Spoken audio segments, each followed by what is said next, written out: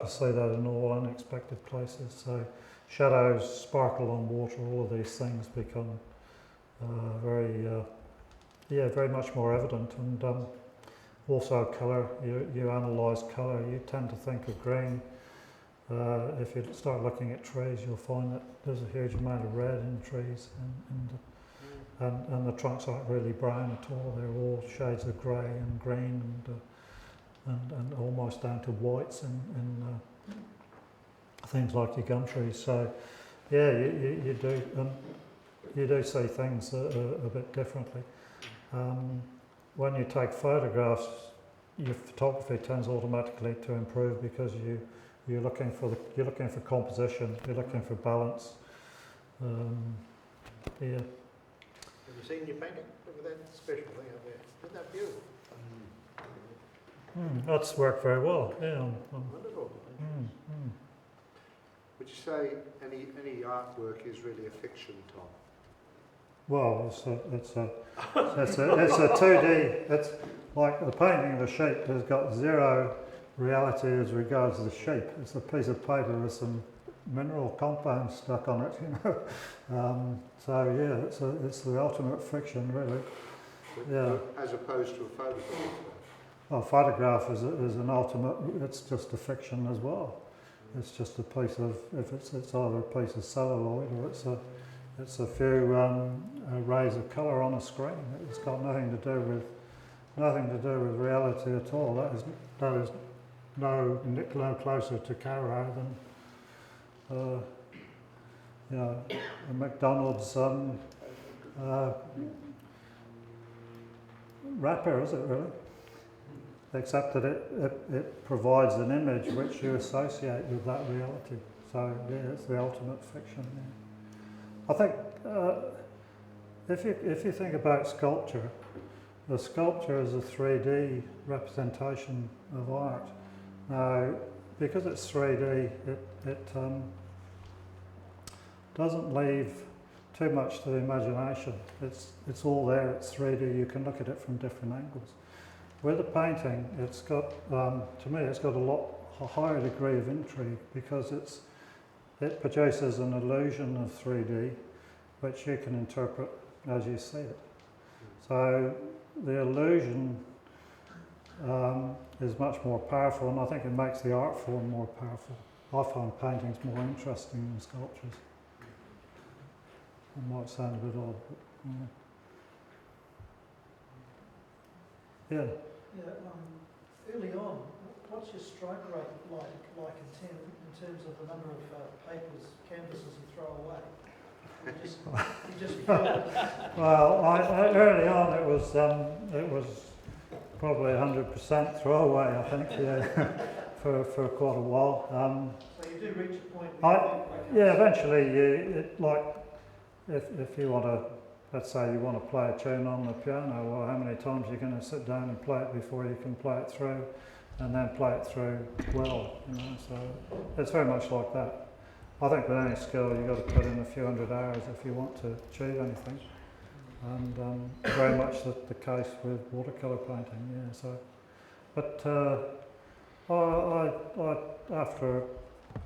I think even in the first class, I had something that I put up. I got a little frame and put it in, and had that as a sort of am I going to get better than this? And then I replaced it with different paintings. And yeah, I've got a whole drawer full of things that eventually every year I go through and cull out half of them and think, oh, I won't quite throw that away now, but it's going to go sometime, I can see. So yeah, it does take a while to get to a stage where you've got something you're confident of giving to somebody or trying to sell.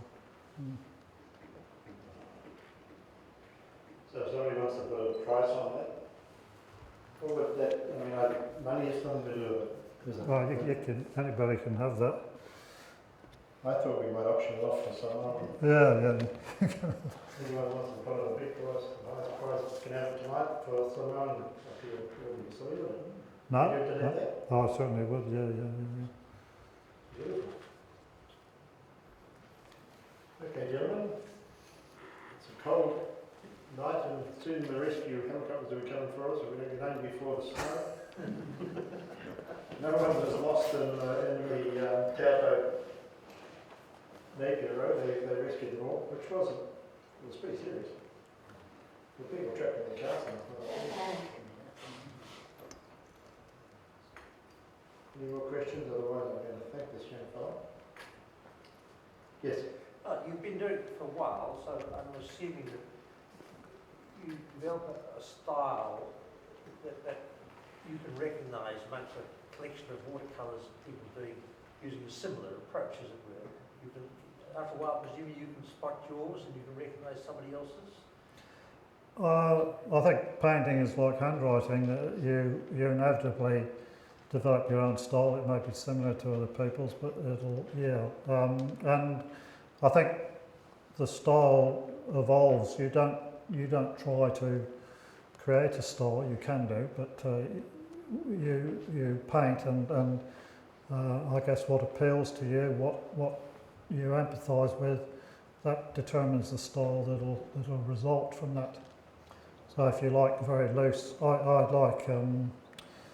I would say my preferred style is a sort of reasonably loose impressionistic style that's very recognisable as nature or whatever. So yeah, you're right. It's I think each painter ultimately arrives at their own style.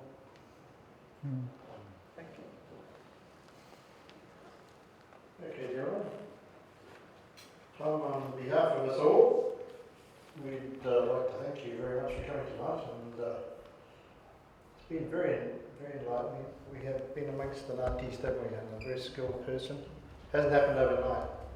Thank you very much, Brian. You've developed this over many years. Perseverance, I imagine, comes into it. Oh, it does, very much so. To see that tree restored was wonderful, wasn't it? I'm stunned. I mean, it would be a disaster, wouldn't we, to go loose on it? But it doesn't happen overnight. I can remember in school talking about somebody seeing somebody doing some pottery, and they thought that's a piece of cake. All you got to do is go like this and just go, and they start then the big shambles.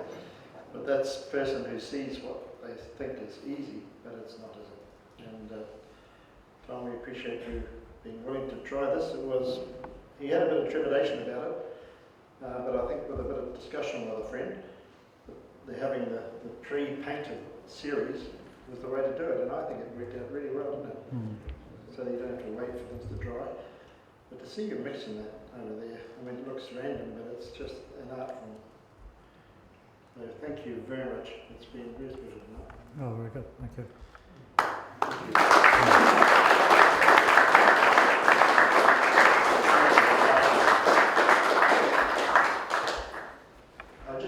As we close, I lived for many years in Africa in the 70s, and I was there longer than I was.